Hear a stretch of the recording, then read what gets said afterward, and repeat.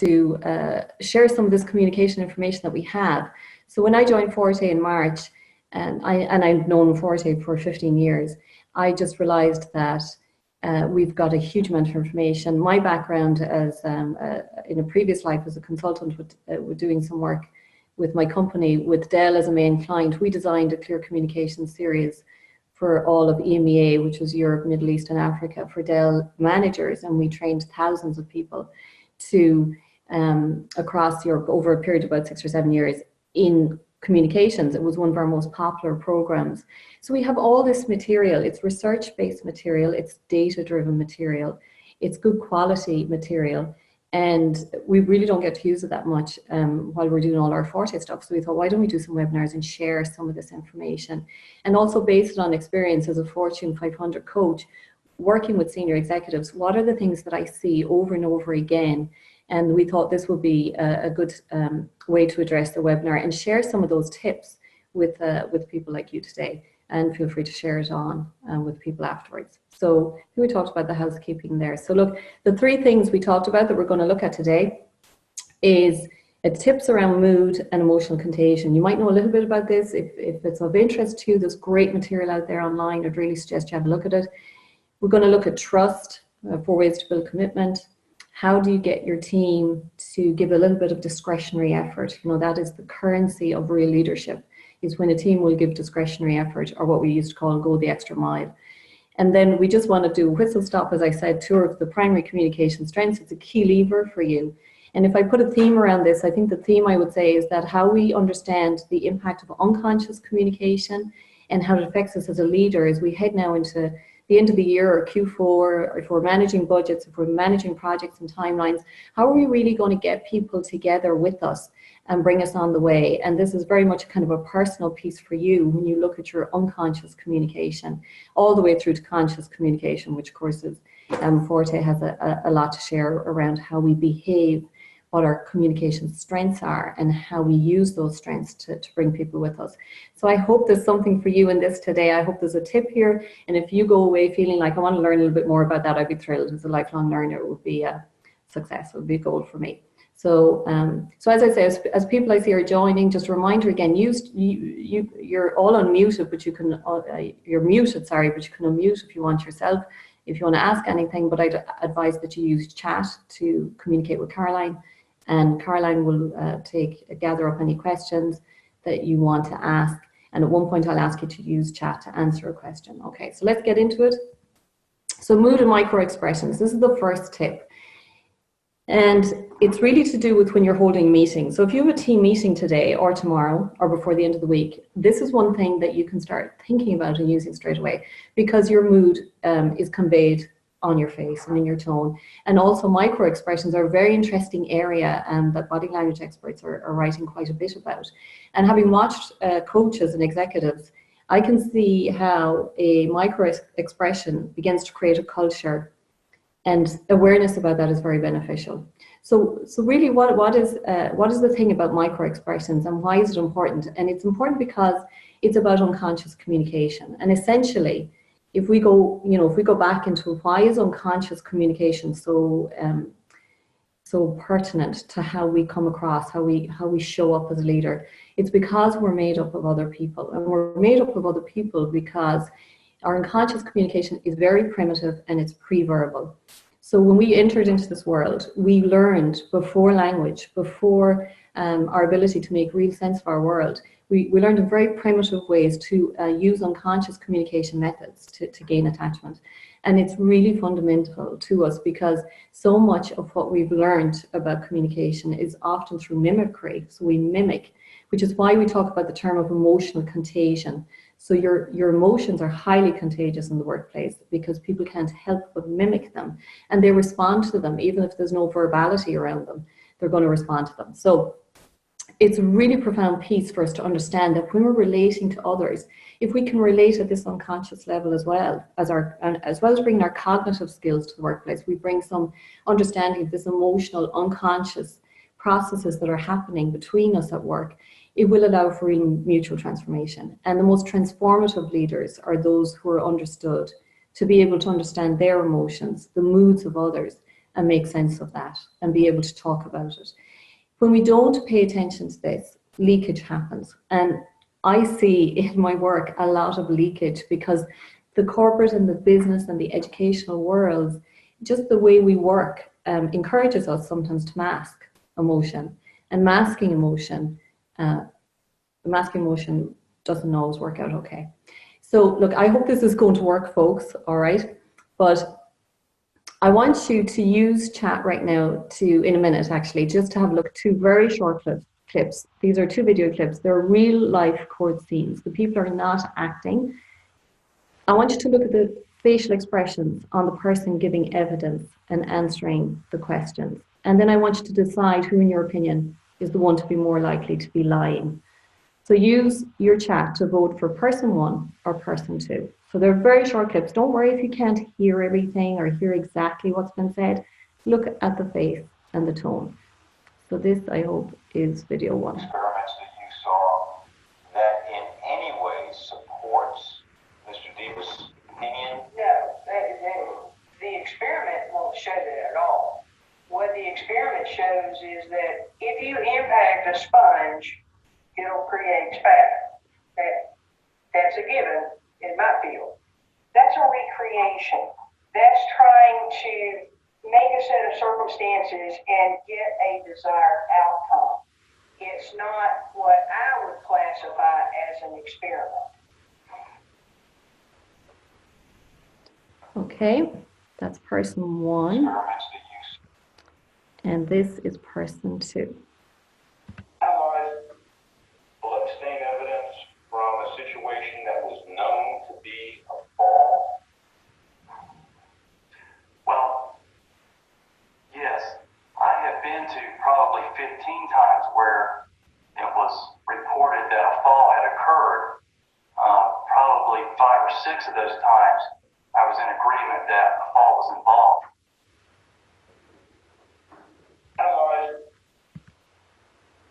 Okay, so just using chat, can you just give your vote for 1 or 2? Maybe just ignore what's on the screen for now.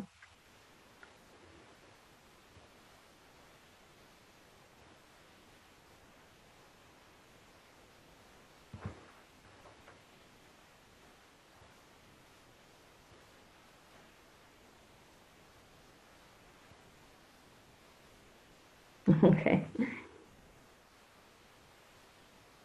Okay, so that's really interesting, isn't it? Now, I mean, there's lots of reasons that we could get into a great discussion for this, but I think everybody is saying, right, person 2, yeah? Okay, sorry for being distracted. Now I'm just looking at the stuff that's coming through there. Okay, so person 2, you believe, was lying, and you're absolutely right. Person 2 in that court case, and some of you may have watched this already, I'm not sure, but I think what's really interesting is if you break it down and think of yourselves and ask you to think about yourselves, what was the person doing? And you probably noticed the pause, right? So person 1, very confident in their voice, very definite answer, actually cut across the attorney to answer quickly, very direct eye contact with the attorney. And in person 2, if you go back and look at that video again, there's a slight flicker of the eyes. And as it turned out in that court case, that person was shown to have lied substantially, didn't do any of those cases at all. And their testimony was incorrect and inaccurate and untruthful. So in those moments, your tone of voice, pauses, flickers of your eye, they're micro expressions. And it's not that the advice or the tip here is that you have to learn some way of trying to manage this, because we're talking about something that happens in a fraction of a second. It's an innate result of a voluntary and involuntary emotional response to conflict with one another. So the person is trying to be truthful and trying to come across as a professional, but there's a fear or a need to lie going on, and that creates this micro expression that one way or another, even if we can't understand exactly what's happening, we come away with a conclusion about that person because we're processing unconscious communication. And it's nonverbal, and often it's a way to avoid some very big emotions out there. So what is the advice for you? Okay, so what we want to understand is in yourself as a team leader. Let's move on here. This will move for me. self-awareness is really crucial in emotional self-regulation. So paying attention to your emotional world, your emotional intelligence will increase. If you even just start paying attention to it today. And the thing to do, start reading, being coached, watch, practice, check in with people, ask for feedback. It's a core competency in terms of emotional intelligence to ask, how am I feeling? And can you name the emotion that you're feeling? If you can name the emotion, it's called emotional self-awareness, which is a key part of emotional self-regulation. Saying it releases it. Now, if you're with your team and you're feeling really annoyed and angry with them, or you're with your team and there's someone on your team who's saying something that's just driving you crazy because it's not what you agreed, it's not, you don't agree or believe it, or it's contrary to your belief, then looking at that and saying, how can I release this safely? How can I deal with this emotion safely? Because emotions are, there are signals that something is that we need to pay attention to something. So finding a safe way to say it releases it.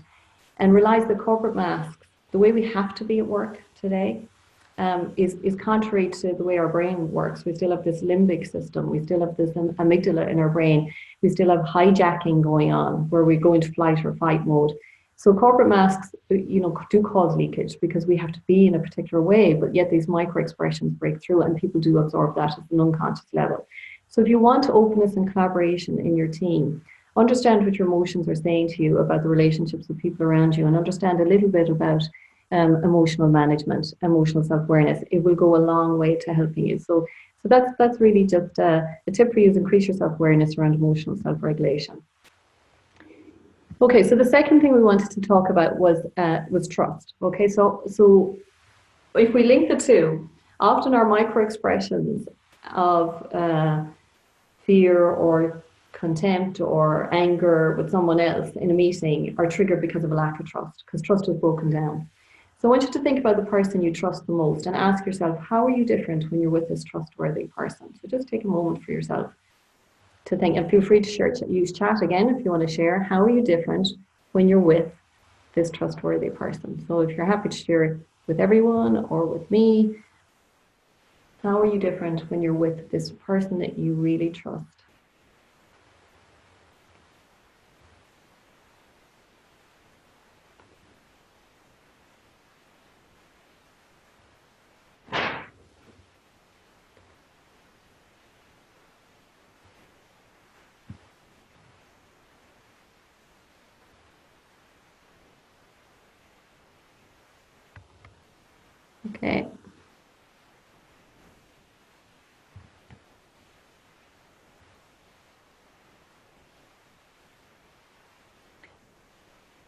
Okay.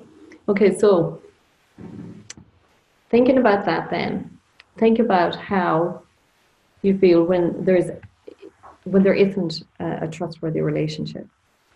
Okay, so we're seeing that often at work we accept that we have trust with someone.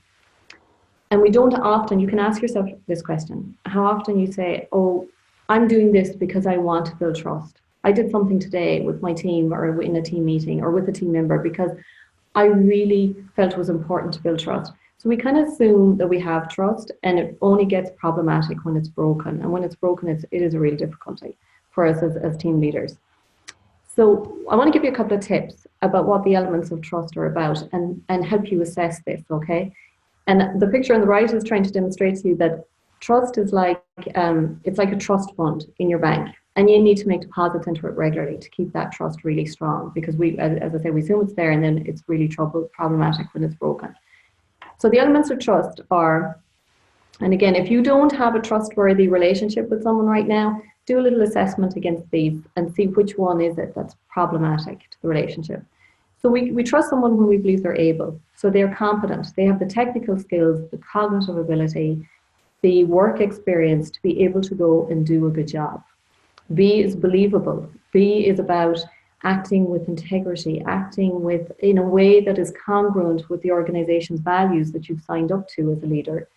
That your words match your intents and deeds. That you're someone that people find really value-driven in terms of ethical and honest and credible.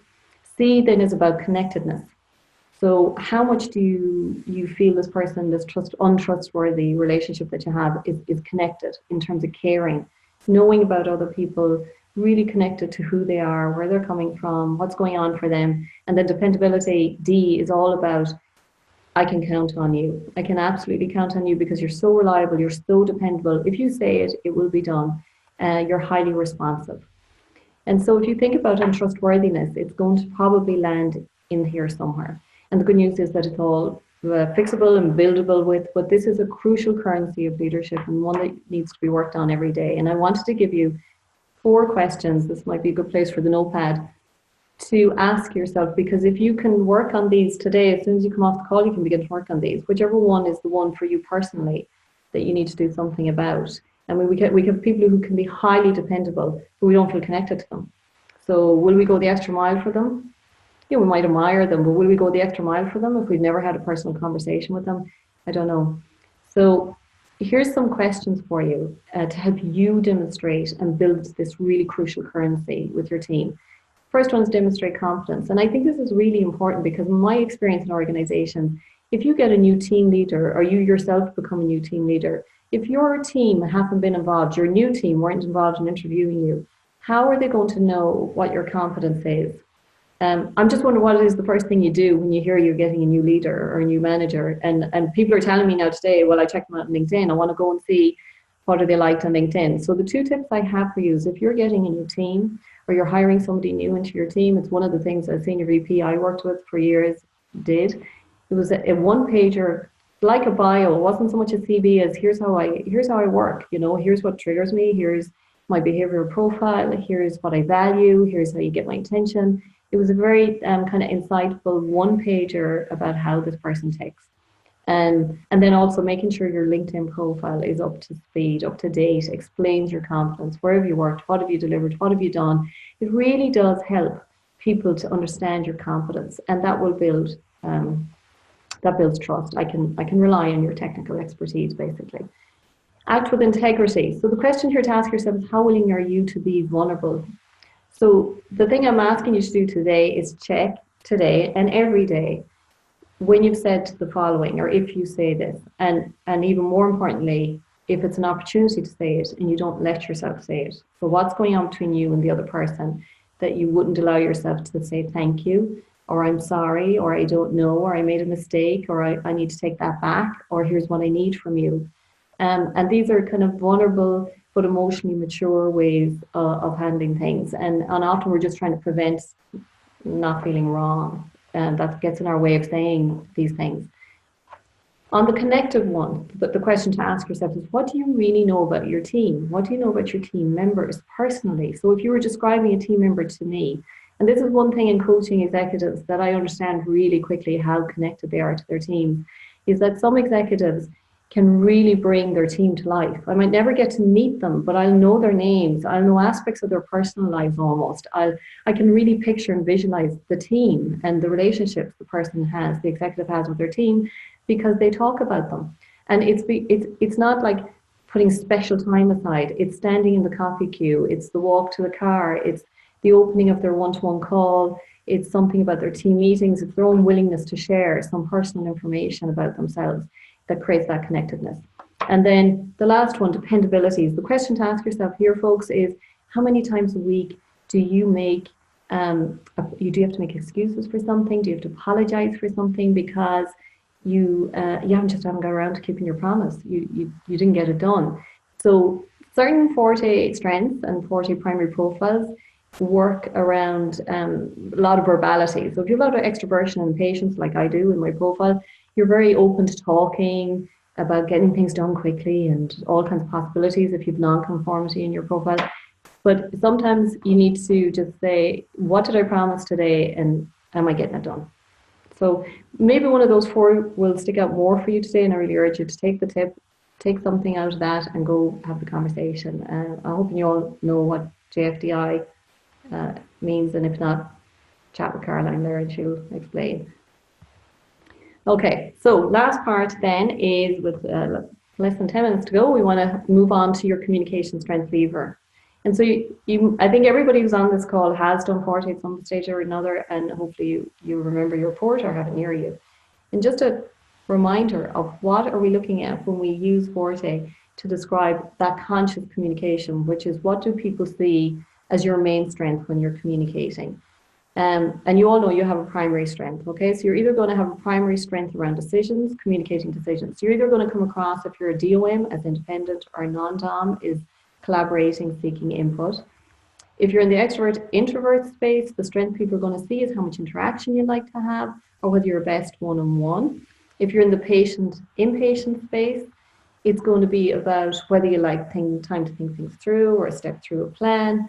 And if you're in the conformity and non-conformity space, which is all about systems, it's whether you like to kind of cross the T's and dot the I's and pay real attention to detail, or whether you like the big picture. How can I improve things and fix things? And so in that, it's looking at, Forte talks as well about how you can adapt, and that really can help us understand what these strengths mean when we see how we're moving in our adapting profiles as well. So we've lots of information going on there about it, but just to bring it to the core for you, I want to do it here on the board behind us. I hope you can still hear me.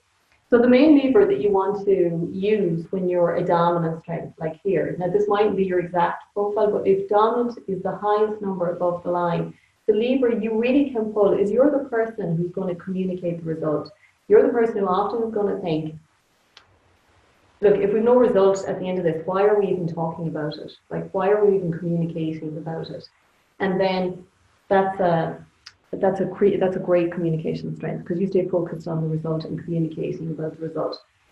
Here, if your primary strength is extroversion, then the thing that you're going to be most concerned with is you are the person who wants to bring people on board. You want people to be influenced by you, and you want people to follow along and be outgoing and enthusiastic and interactive. So you're the person to get the interactivity going. You want to get a team talking, you want people to interact, network, bring them together. This is your strength to use and lever as a leader. And then we have maybe your strength is your profile looks something like this, which means your primary strength is patient. And the patient person, communicatively as a leader, is the person who's going to say, okay, maybe we have a result to go after, maybe we're getting everybody on board, but what we need to do is lay out the steps of how are we going to get there. And once we know what the steps are, we're off. But without those steps, without clarity around the plan, without just slowing down a bit to go fast, then we may not succeed. So it's the person who's tolerant, steady, steps in the plan, lays out how are we going to get from A to B. That's the communicative strength you can lever as a leader. And the fourth and last one, your profile might look, say, something like this. And this is the conformist strength.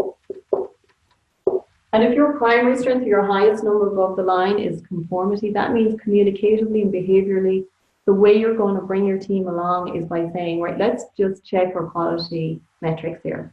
Let's just ensure that we're crossing every T, dotting every I, and we're asking ourselves, how are we going to measure exactly our success? So how are we going to measure our success? What are the steps to achieve success here? What result are we trying to get to? What's in it for everybody else? And how do we bring them along?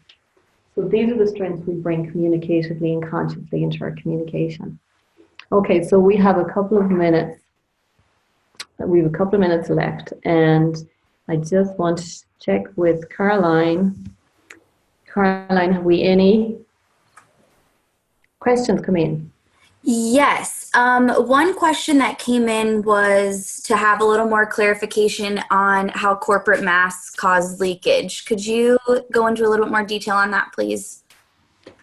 Okay, so when I talk about the corporate mask, I'm talking about something actually we probably all do. But let's imagine you're sitting in a meeting with your team and you're being the leader, you're being in charge. So you're wearing your in charge face and organized face, and we have a meeting happening here.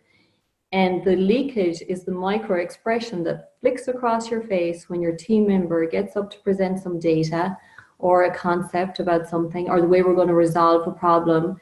And they begin by saying something that you don't agree with, that you maybe had a conversation about before this. And for the minute, that corporate mask slips. So that organized, considerate, whatever your mask is, whatever it is that you believe yourself to be as a professional, that you wear on your face in your meeting, slips for a second, and the leakage of your emotional response to what you're hearing comes through. Lots more to read about this actually, and I can send some resources to people. Lots more to talk about this. We're on the edge of kind of psychodynamic theory here, but there's loads more to learn there, and we can do another webinar about it actually if people would like more on that one. Okay, anything else, Caroline? Well, Bríd, one general question was asking if we could send this out. So I think it might be helpful if you do have some of the resources of the information that you had in the beginning of the presentation. So we could send those out along with the slide deck, and we also are recording. So we can send out the recording, the presentation, and any of the resources that you want to have. So if you get in, as you go through your day and you think of something that Bríd just talked about, please feel free to email either myself or Bríd, and we'll get those resources to you. Absolutely, absolutely. So just to wrap that up, actually what we can do is we'll post the slide deck on any of our Forté client sites, and then if anybody emails myself and Caroline, I have a great HBR article actually around this emotional expression thing, which I can share with people, and we have the recording, and I can send people a PDF of these slides as well. And let us know if there's something you want us to do a deeper dive on. We'd absolutely love to do that. We're going to run these frequently. We've lots of information to share. So hopefully there was a tip in there somewhere for everyone that you can go and use straight away. I'm conscious we're on time now. Thank you so much for joining us. Keep in touch, and we'll let you know when the next webinar is coming up. Have a great day, everybody. Thank you. Thanks, Bríd. Thanks, everyone, for joining.